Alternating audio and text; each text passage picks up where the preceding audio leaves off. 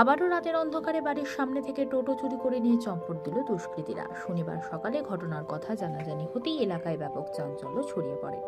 ঘটনাটি ঘটেছে হুগলির আরামবাগ পৌরসভার ৬ নম্বর ওয়ার্ডের আন্দি মহল্লা এলাকায়।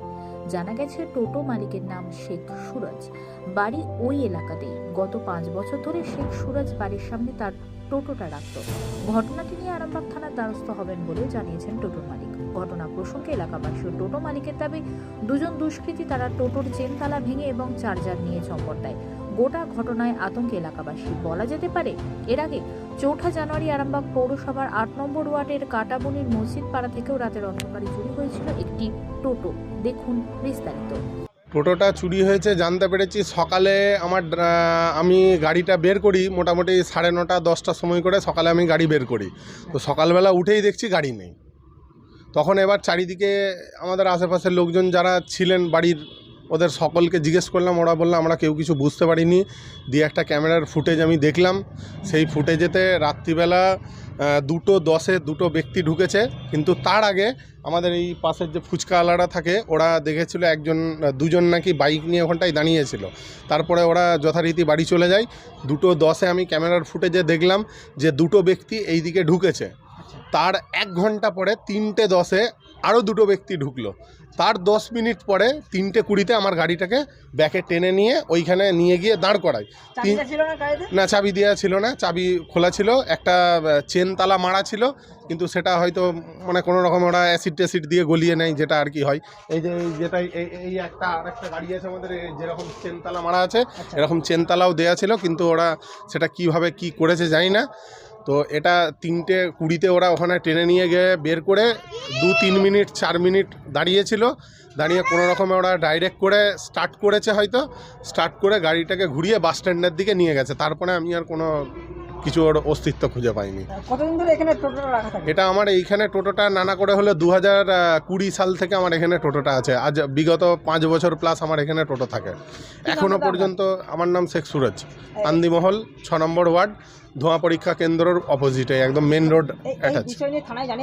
এই বিষয় নিয়ে থানায় গিয়েছিলাম জানাতে, কিন্তু আমাদের যিনি ইনভেস্টিগেশন করছেন এই টোটোর বিষয়েতে উনি কোনো রাউন্ড আপে গেছেন, তো তার জন্য আমার কমপ্লেনটা জমা করতে পারিনি। তো আমি আবার এখন থানায় যাব। টোটোটা আমি নিজেই চালাতাম। তো যথারীতি যেমন প্রত্যেক দিন লাগানো রাখা ছিল চার্জার সমেত, সেটাকে তুলে নিয়ে চলে গেছে। চার্জারটাও আমার এখানে ফেলে রেখে দিয়ে যায় না। এটা আমি জানতে পারি সকালবেলা 9:30 থেকে 10টার মধ্যে আমি জানতে পারি। আমি ওই সময়তে বেরিয়ে টোটো নিয়ে বেরোই।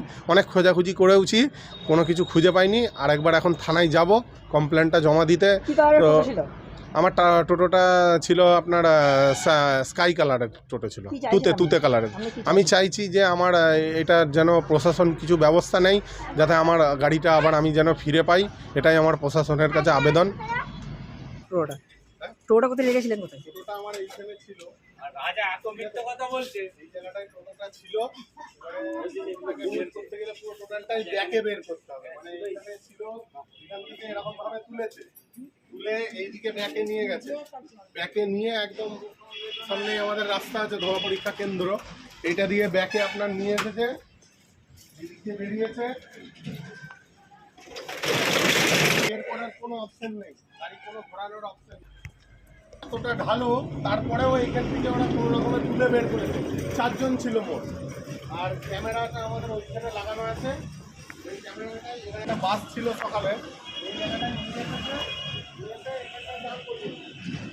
এই জায়গাটায় গাড়িটাকে দাঁড় করিয়ে মোটামুটি 3-4 মিনিট গাড়িটা দাঁড়িয়েছিল। দাঁড়ানোর পরে কোনো রকমভাবে ওরা ডাইরেক্ট করেছে, দিয়ে গাড়িটা স্টার্ট হয়েছে, লাইট জ্বলে এইদিকে ঘুরে বাস স্ট্যান্ডের দিকে চলে গেছে। আর টোটাল এসেছিল রাত্রিবেলা। আমি যে সিসিটিভি ফুটেজ দেখলাম, ফুটেজেতে যেটা দেখলাম, দুজন হচ্ছে 2:10-এ দুটো লোক এইদিকে গেল। আর আমাদের এখানে যে ফুচকাওয়ালাগুলো আছে ওরা এইখানটায় দেখেছিল 1:30টার সময় করে দুজন বাইক নিয়ে দাঁড়িয়েছিল। 2:10-এ দুজন এইদিকে ঢুকেছে। তারপরে রাত 3:10-এ আর দুজন ঢুকেছে।